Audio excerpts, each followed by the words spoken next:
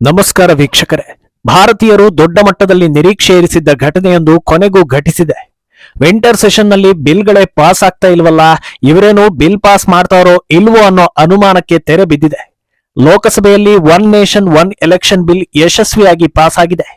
ಈ ಮೂಲಕ ಬೇರೆ ಬೇರೆ ಬಿಲ್ಗಳನ್ನ ಪಾಸ್ ಮಾಡೋದಕ್ಕೆ ಕ್ಲಾರಿಟಿ ಸಿಕ್ಕಂತಾಗಿದೆ. ಯಾಕಂದ್ರೆ ಈ ಬಾರಿ ಬಿಜೆಪಿ ಏಕಾಂಗಿ ಅಲ್ಲದೆ ಮಿತ್ರ ಪಕ್ಷಗಳ ಬೆಂಬಲದಿಂದ ಸರ್ಕಾರವನ್ನ ರಚನೆ ಮಾಡಿರೋದ್ರಿಂದ ಬಿಲ್ ಪಾಸ್ ಆಗೋದು ಈಸಿ ಇಲ್ಲ ಅಂತಲೇ ಎಲ್ಲರೂ ಅಂದ್ಕೊಂಡಿದ್ರು. ಆದ್ರೆ ಈಗ ಸಿಕ್ಕಿರೋ ಬೆಂಬಲವನ್ನ ನೋಡಿದ್ರೆ ಇನ್ಮೇಲೆ ಯಾವ ಬಿಲ್ಗೂ ಸಮಸ್ಯೆ ಆಗೋದಿಲ್ಲ ಅನ್ನೋ ಕ್ಲಾರಿಟಿ ಸಿಕ್ಕಿದೆ. ಇನ್ನು ರಾಜ್ಯಸಭೆಯಲ್ಲಿ ಬಿಜೆಪಿಗೆ ಬಹುಮತ ಇರೋದ್ರಿಂದ ಈ ಬಿಲ್ ಪಾಸ್ ಆಗೋದ್ರಲ್ಲಿ ಯಾವ ಡೌಟು ಇಲ್ಲ ಅನ್ನೋದು ಕನ್ಫರ್ಮ್.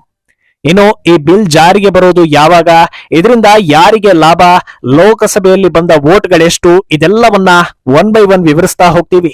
ಈ ವಿಡಿಯೋವನ್ನ ತಪ್ಪದೆ ಕೊನೆ ತನಕ ನೋಡಿ. ಅದಕ್ಕೂ ಮುನ್ನ ಮೀಡಿಯಾ ಮಾನ್ಸ್ಟರ್ ಚಾನೆಲ್ ಅನ್ನ ತಪ್ಪದೆ ಸಬ್ಸ್ಕ್ರೈಬ್ ಮಾಡಿ. ಎಸ್, ಬಹು ನಿರೀಕ್ಷಿತ one nation one election bill ಲೋಕಸಭೆಯಲ್ಲಿ ಪಾಸ್ ಆಗಿದೆ. ದೇಶಕ್ಕೆ ಅಗತ್ಯ ಎನಿಸಿರೋ ಸಾಲು ಸಾಲು ಬಿಲ್ಗಳು ಈ ಬಾರಿ ಪಾಸ್ ಆಗತ್ವೆ ಅನ್ನೋ ಸುದ್ದಿ ಇತ್ತು. ಆದ್ರೆ ಎಲ್ಲದಕ್ಕಿಂತ ಮೊದಲು ಈ ಬಿಲ್ ಪಾಸ್ ಆಗತ್ತೆ ಅನ್ನೋ ಸುದ್ದಿಗಳು ದಟ್ಟವಾಗಿ ಹರಿದಾಡ್ತಾ ಇತ್ತು. ಸಂವಿಧಾನ ಕುರಿತು ಲೋಕಸಭೆಯಲ್ಲಿ ಮಹತ್ವದ ಚರ್ಚೆಗೂ ಮುನ್ನ ಮೋದಿ, ಅಮಿತ್ ಶಾ ಹಾಗೂ ರಾಜನಾಥ್ ಸಿಂಗ್ ಮಹತ್ವದ ಮೀಟಿಂಗ್ ಒಂದನ್ನ ನಡೆಸಿದ್ರು. ಅಲ್ಲಿನ ಚರ್ಚೆ ಬಳಿಕ ಬಿಜೆಪಿ ಸಂಸದರಿಗೆ ವಿಪ್ ಜಾರಿ ಆಗಿದ್ರಿಂದ ಬಿಲ್ ಮಂಡನೆ ಆಗೋದು ಗ್ಯಾರಂಟಿ ಅನ್ನೋ ಕ್ಲಾರಿಟಿ ಎಲ್ಲರಲ್ಲೂ ಇತ್ತು. ಆದ್ರೆ ಯಾವ ಬಿಲ್ ಮಂಡನೆ ಆಗುತ್ತೆ ಅನ್ನೋ ಕುತೂಹಲದ ಜೊತೆಗೆ ಈ ಬಿಲ್ಗೆ ಇನ್ಯಾರು ಅಡ್ಡಗಾಲು ಹಾಕ್ತಾರೋ ಅನ್ನೋ ಭಯವೂ ಇತ್ತು. ಅದೆಲ್ಲದಕ್ಕೂ ಇಂದು ತೆರೆ ಬಿದ್ದಿದೆ. One nation one election bill ಮಂಡನೆಯಾದ ಬೆನ್ನಲ್ಲೇ ಎನ್ಡಿಎ ಒಕ್ಕೂಟಕ್ಕೆ 269 ವೋಟ್ ಬಂದ್ರೆ ಇತ್ತ ಇಂಡಿ ಒಕ್ಕೂಟಕ್ಕೆ 198 ವೋಟ್ಗಳು ಬಿದ್ದಿವೆ. ಬಿಲ್ ಪಾಸ್ ಆಗೋದಕ್ಕೆ ಬೇಕಾದ 2/3 ಮೆಜಾರಿಟಿ ಸಿಕ್ಕ ಹಿನ್ನೆಲೆ ಆರಾಮಾಗಿ ಬಿಲ್ ಪಾಸ್ ಆಗಿದೆ. ಲೋಕಸಭೆಯಲ್ಲಿ ಸದಸ್ಯರನ್ನು ಹೊಂದಿರೋ 47 ಪಕ್ಷಗಳ ಪೈಕಿ 32 ಪಕ್ಷಗಳ ಸದಸ್ಯರು ಒನ್ ನೇಷನ್ ಒನ್ ಎಲೆಕ್ಷನ್ ಬಿಲ್ಗೆ ಮತವನ್ನ ಹಾಕುವ ಮೂಲಕ ಎನ್ಡಿಎ ಪರ ಗಟ್ಟಿಯಾಗಿ ಬೆಂಬಲವನ್ನ ಸೂಚಿಸಿದ್ರು.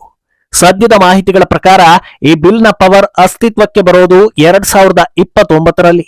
ಹಾಗೆ ಈ ಕಾಯ್ದೆ ಅಡಿಯಲ್ಲಿ ಎಲ್ಲಾ ರಾಜ್ಯಗಳು ಹಾಗೂ ಲೋಕಸಭಾ ಸೇರಿ ಎಲ್ಲಾ ರೀತಿಯ ಎಲೆಕ್ಷನ್ಗಳನ್ನ ಏಕಕಾಲಕ್ಕೆ ನಡೆಸೋದು 2034ರಲ್ಲಿ ಅಂತ ಹೇಳಲಾಗ್ತಾ ಇದೆ. ಅಂದ್ರೆ ಈಗಿನಿಂದ 10 ವರ್ಷಗಳ ನಂತರ ಈ ಬಿಲ್ ಕಾರ್ಯರೂಪಕ್ಕೆ ಬರುತ್ತೆ. ಇನ್ನು ಈ ಬಿಲ್ ಪಾಸ್ ಮಾಡೋ ಹೊತ್ತಲ್ಲಿ ವಿಪಕ್ಷಗಳಿಂದ ಸದ್ದು ಗದ್ದಲ ಎಲ್ಲವೂ ಆಯ್ತು. ಆದ್ರೆ ಅಂತಿಮವಾಗಿ ಬಿಲ್ ಯಶಸ್ವಿಯಾಗಿ ಪಾಸ್ ಆಯಿತು. ಇನ್ನು ಬಿಲ್ ಪಾಸ್ ಆದ್ಮೇಲೆ ಅದನ್ನ ತಡೆಯೋದಕ್ಕಂತೂ ಸಾಧ್ಯವಿಲ್ಲ. ಕೊನೆ ಪಕ್ಷ ಅದನ್ನ ವಿರೋಧಿಸೋದಕ್ಕೆ ಒಂದಷ್ಟು ಕಾರಣಗಳನ್ನ ಹೇಳಬೇಕಲ್ವಾ? ಆ ಕೆಲಸಗಳು ಕೂಡ ಸದನದಲ್ಲಿ ನಡೆದ್ವು. ಸಮಾಜವಾದಿ ಪಕ್ಷದ ಧರ್ಮೇಂದ್ರ ಯಾದವ್ಗೆ ಈ ಬಿಲ್ ಪಾಸ್ ಆಗೇ ಆಗುತ್ತೆ ಅನ್ನೋ ಗ್ಯಾರಂಟಿ ಇತ್ತು ಅನ್ಸುತ್ತೆ. ಅದಕ್ಕೆ ಯಾವೆಲ್ಲಾ ಕಾರಣಗಳನ್ನ ಕೊಡಬೇಕು ಅನ್ನೋದನ್ನ ಮೊದಲೇ ಪ್ರಾಕ್ಟೀಸ್ ಮಾಡಿದ್ರು ಅನ್ನೋ ರೀತಿಯಲ್ಲಿ ಅವರ ಭಾಷಣ ಇತ್ತು. ಈ ಬಿಲ್ ಸಂವಿಧಾನ ವಿರೋಧಿ, ದೇಶದ ಬೇಸಿಕ್ ಸ್ಟ್ರಕ್ಚರ್ ವಿರೋಧಿ, ಪಾರ್ಲಿಮೆಂಟ್ ವಿರೋಧಿ, ಬಡವರ ವಿರೋಧಿ, ದಲಿತರ ವಿರೋಧಿ, ಕೊನೆಗೆ ಮುಸ್ಲಿಂ ವಿರೋಧಿ ಅನ್ನೋವರೆಗೂ ಕೂಡ ಹೇಳ್ಕೊಂಡು ಹೋದ್ರು. ಇದನ್ನ ಕೇಳ್ತಾ ಇದ್ದ ಹಾಗೆ ಎಲ್ಲರೂ ಜೋರಾಗಿ ನಗೋದಕ್ಕೆ ಶುರು ಮಾಡಿದ್ರು. ಇಂಥ ಅದ್ಭುತ ಪ್ರತಿಭೆಗಳೇ ಎಸ್ಪಿಯಲ್ಲಿ ಇದ್ದಾರಾ ಅಂತ ನೆಟ್ಟಿಗರು ಚರ್ಚೆ ಮಾಡಿದ್ರು. ಆದ್ರೆ ಇಲ್ಲೂ ಕೂಡ ಸಮಾಜವಾದಿ ಓಲೈಕೆಯ ಮನಸ್ಥಿತಿ ಅನಾವರಣ ಆಯ್ತು ಅನ್ನೋದು ಕೂಡ ಎಲ್ಲರೂ ಮಾತಾಡಿಕೊಳ್ಳೋ ಹಾಗಾಯ್ತು. ಇನ್ನು ಈ ಬಿಲ್ ಬಗ್ಗೆ ಶುರುವಾಗಿರೋ ಇನ್ನೊಂದು ಪ್ರಚಾರ ಅಂದ್ರೆ ಬಿಜೆಪಿ ತನಗೆ ಲಾಭ ಆಗ್ಲಿ ಅಂತ ಈ ಬಿಲ್ ಅನ್ನ ಪಾಸ್ ಮಾಡಿಕೊಂಡಿದೆ ಅಂತ.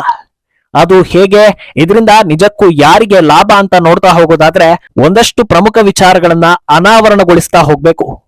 ಭಾರತಕ್ಕೆ ಸ್ವಾತಂತ್ರ್ಯ ಬಂದು ಸಂವಿಧಾನ ರಚನೆಯಾಗಿ ಸಂಸತ್ತಿನ ಪರಿಕಲ್ಪನೆ ಅಳವಡಿಸಿದ ಬಳಿಕ 1952ರಲ್ಲಿ ಚುನಾವಣೆ ನಡೆಯೋ ಹೊತ್ತಲ್ಲೇ ದೇಶದಲ್ಲಿ ಒನ್ ನೇಷನ್ ಒನ್ ಎಲೆಕ್ಷನ್ ಇತ್ತು. ಕಾರಣಾಂತರಗಳಿಂದ ಕೇರಳ ಹಾಗೂ ಒಡಿಶಾವನ್ನ ಹೊರತುಪಡಿಸಿ ಬಾಕಿ ಎಲ್ಲಾ ರಾಜ್ಯಗಳಿಗೂ ಒಂದೇ ಸಲ ಎಲೆಕ್ಷನ್ ನಡೆದಿತ್ತು. ಆಗ ಇದರ ಲಾಭವನ್ನ ಸಂಪೂರ್ಣವಾಗಿ ಪಡೆದುಕೊಂಡಿದ್ದು ಕಾಂಗ್ರೆಸ್ ಪಾರ್ಟಿ. 1952ರಿಂದ 1962ರ ತನಕ ದೇಶದಲ್ಲಿ ಕಾಂಗ್ರೆಸ್ನದ್ದೇ ರಾಜ್ಯಭಾರ. ಈ ಅವಧಿಯಲ್ಲಿ ಲೋಕಸಭೆಯಲ್ಲಿ ಕಾಂಗ್ರೆಸ್ ಸಂಖ್ಯೆ 350ಕ್ಕಿಂತ ಕೆಳಗೆ ಇಳಿದೇ ಇರಲಿಲ್ಲ. ಅದಕ್ಕೆ ತಕ್ಕಂತೆ ಹಲವು ರಾಜ್ಯಗಳಲ್ಲಿ ಕಾಂಗ್ರೆಸ್ಗೆ ಪ್ರಭಾವಿ ನಾಯಕರಿದ್ರು. ಮಡ್ರಾಸ್, ಬಾಂಬೆ, ಉತ್ತರ ಪ್ರದೇಶ, ಮಹಾರಾಷ್ಟ್ರ, ಬಂಗಾಳ ಸೇರಿ ಹಲವೆಡೆ ಕಾಂಗ್ರೆಸ್ಗೆ ಸವಾಲು ಹಾಕೋರೇ ಇರಲಿಲ್ಲ. ಆದ್ರೆ ಯಾವಾಗ ಏಕಕಾಲಕ್ಕೆ ಎಲೆಕ್ಷನ್ ನಡೆಯೋದು ಏರುಪೇರಾಗ್ತಾ ಹೋಯ್ತೋ ಹಂತ ಹಂತವಾಗಿ ಅದರ ಎಫೆಕ್ಟ್ ಕಾಂಗ್ರೆಸ್ಗೆ ತಟ್ಟೋದಕ್ಕೆ ಶುರುವಾಗ್ತಾ ಹೋಗುತ್ತೆ. 1967ರ ಜನರಲ್ ಎಲೆಕ್ಷನ್ ನಲ್ಲಿ ಕಾಂಗ್ರೆಸ್ಗೆ ಮೊದಲ ಹೊಡೆತ ಬೀಳುತ್ತೆ. 350ಕ್ಕಿಂತ ಮೇಲೆ ಇರ್ತಾ ಇದ್ದ ನಂಬರ್ 300ರ ಆಸುಪಾಸಿಗೆ ಬಂದು ನಿಲ್ಲುತ್ತೆ. ಸುಮಾರು 16 ರಾಜ್ಯಗಳಲ್ಲಿ ಕಾಂಗ್ರೆಸ್ ಅಧಿಕಾರವನ್ನ ಕಳೆದುಕೊಳ್ಳುತ್ತೆ.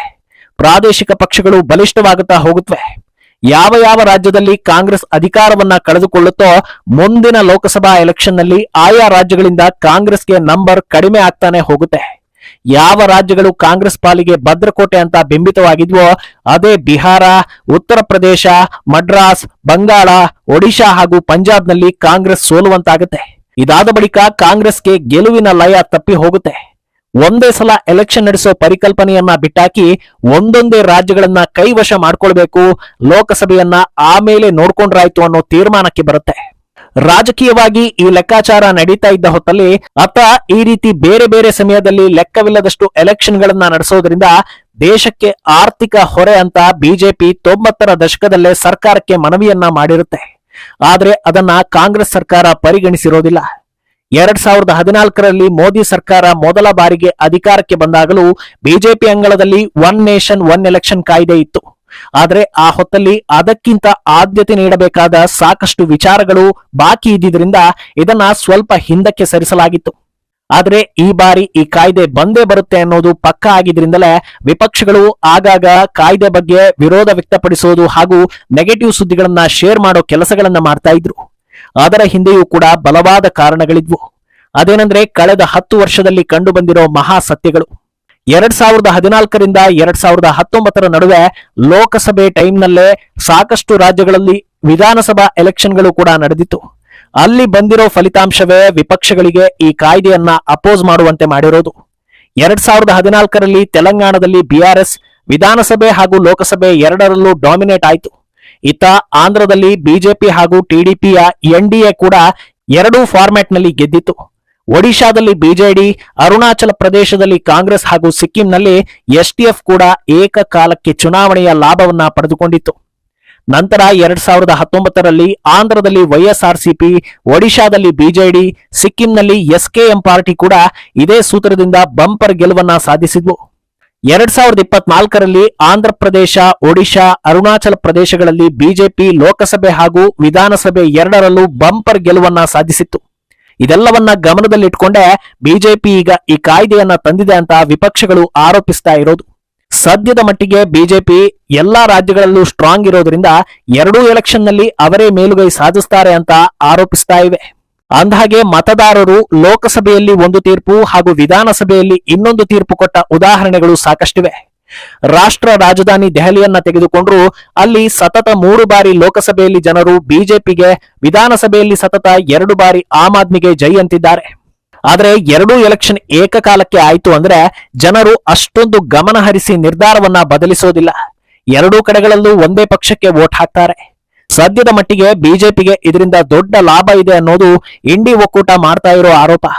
ಇನ್ನು ಇದರಿಂದ ಆಚೆಗೆ ಈಗಾಗಲೇ ನಾವು ಹೇಳಿರೋ ಹಾಗೆ ಒನ್ ನೇಷನ್ ಒನ್ ಎಲೆಕ್ಷನ್ ನಿಂದ ದೇಶಕ್ಕೆ ಸಾವಿರಾರು ಕೋಟಿ ಉಳಿತಾಯ ಆಗುತ್ತೆ. ಪದೇ ಪದೇ ಎಲೆಕ್ಷನ್ ನಡೆಸೋದಕ್ಕೆ ಆಗೋ ದುಂದು ವೆಚ್ಚ, ಅಕ್ರಮ ಹಣ ಹಂಚುವುದು, ಪದೇ ಪದೇ ಗದ್ದಲ ಗಲಾಟೆ, ಜನರಿಗೆ ಸಮಸ್ಯೆ ಇದೆಲ್ಲವೂ ಅವಾಯ್ಡ್ ಆಗುತ್ತೆ ಅನ್ನೋದು ಪ್ಲಸ್ ಪಾಯಿಂಟ್. ಇನ್ನು ಇಲ್ಲೂ ಕೂಡ ಒಂದು ರಾಜ್ಯದ ಸರ್ಕಾರ ಬಿತ್ತು ಅಂದ್ರೆ ಏನ್ ಮಾಡ್ತೀರಾ, ಬೈ ಎಲೆಕ್ಷನ್ಗಳು ಹೇಗೆ ನಡೆಯುತ್ತವೆ, ಈ ರೀತಿಯ ಸಾಕಷ್ಟು ಗೊಂದಲಗಳಿವೆ. ಆದ್ರೆ ಇದು ಕಾರ್ಯರೂಪಕ್ಕೆ ಬರೋದಕ್ಕೆ ಸುಮಾರು 10 ವರ್ಷ ಬಾಕಿ ಇರೋದ್ರಿಂದ ಆ ಹೊತ್ತಲ್ಲಿ ಇದೆಲ್ಲವೂ ಸಾಲ್ವ್ ಆಗಿರುತ್ತೆ ಅಂತ ಹೇಳಲಾಗ್ತಾ ಇದೆ. ಆದ್ರಿಂದ ಮುಂದೇನಾಗಲಿದೆ ಅನ್ನೋದನ್ನ ಕಾದು ನೋಡ್ಬೇಕು. ಈ ಬಗ್ಗೆ ನಿಮ್ಮ ಅಭಿಪ್ರಾಯವನ್ನ ತಪ್ಪದೆ ಕಾಮೆಂಟ್ ಮೂಲಕ ತಿಳಿಸಿ.